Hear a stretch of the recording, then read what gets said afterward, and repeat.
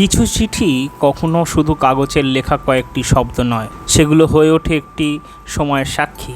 আজ স্বাধীনতা চিঠির চতুর্থ পর্বে খুলে দেখব মেজর সত্যগুপ্তের লেখা চিঠি, যার পাতায় লুকিয়ে আছে স্বাধীনতা সংগ্রামের এক অজানা অধ্যায়। আসুন শুরু করা যাক। মেজর সত্যগুপ্তের চিঠি পড়ার আগে আসুন আমরা জেনে নিই তার সম্বন্ধে কিছু কথা, তারপর শুরু করব তার চিঠির পর্বে।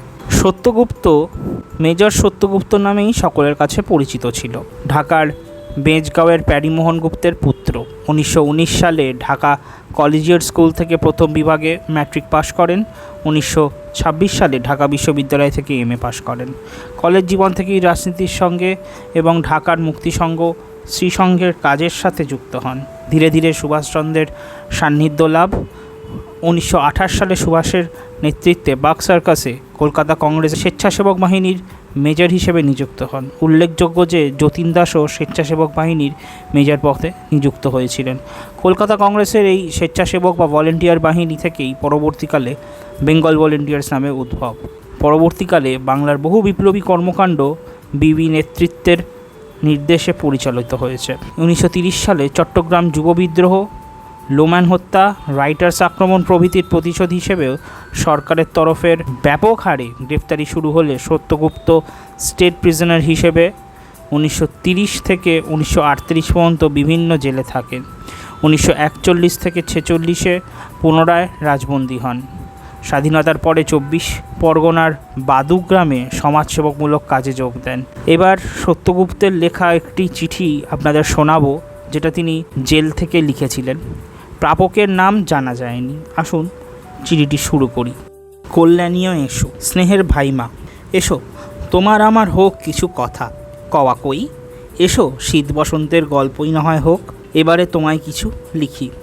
শীতের কাঁপন লাগছে গায়ে, শীতের হাওয়া বইছে, ভোরের সোনালি রোদ আমাদের সংকীর্ণ আঙ্গনে এসে পড়ে। সেথায় খানিক দাঁড়াই, সামনে একটা প্রাচীন প্রকাণ্ড গাছ মাথা উঁচু করে আছে। শীতের স্পন্দন ওরও সরু অঙ্গে দিয়েছে ছোঁয়া। শুকিয়ে গেল ওর ডালপাল, ঝরে ঝরে পড়ছে ওর শুকনো যত পাতা। বৃক্ষশ্রীরে বিরস বিকৃতি দেখে চলি। মানুষের মন জীবনেও এমনি একদিন জড়ত হয়ে জড়িয়ে ধরবে। চিরন্ত সুষমা তার যাবে ম্লান হয়ে। ভাবতে থাকি, ভাবস্রোত ভুল ধরিয়া দেয়, আশা জাগে, শীতের শিহরণ ঝরে পড়ে। শীতের শিহরণ ঝরে না পড়বে যদি প্রাচীনের প্রাণহীন পল্লব আর যত নির্থক সঞ্চয়। বসন্ত কি আসবে বলো তার নবজীবনের স্তূপীকৃত সম্ভার নিয়ে? ওই ঘনঘোর কুজ্ঝটিকার গৃহীন অঙ্কুররূপে লুকিয়ায়িত রয় বসন্তের আগমনী। বসন্তের অব্যাহত সংকেত হাতছানি দেয় ফিরে ফিরে, দেয় শীতকম্পনের অন্তরালে। মানুষের জীবনেও একদিন বসন্ত নেমে আসেই অরণ্যের প্রখর দীপ্ত নিয়ে। গাছের প্রাচীনত্বকে অস্বীকার করার মতো ভাস্বরতা তখন বার্ধক্যকে করে অস্বীকার। জরাজরত্বে দেয় ঝেড়ে ফেলে, আলোক আনন্দে ভরে দেয় তেজস্বী তপক্লিষ্ট তনুমন। নতুনের সে জয় রোল শুনছ কি না? এসো, ভবিষ্যতের সে অনাগত আলোককে সবাই মিলে নেপথ্যে নমস্কার করি। আজ চলি, আবার কথাটি ফুরিল, তোমরা বলো শুরু করো। শ্রোতার আগ্রহ নিয়েই আমি রইলাম তোমার অপেক্ষায়।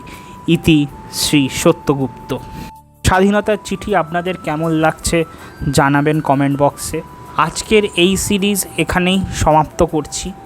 পরবর্তীকালে আরও চিঠি নিয়ে আপনাদের সামনে হাজির হব। ততক্ষণ কেমন লাগলো এই চিঠি কমেন্ট বক্সে জানাবেন। এই চিঠির কথা জানতেন কি না সেটাও কমেন্ট বক্সে লিখে জানাবেন। ধন্যবাদ। জয় হিন্দ, বন্দে মাতরম।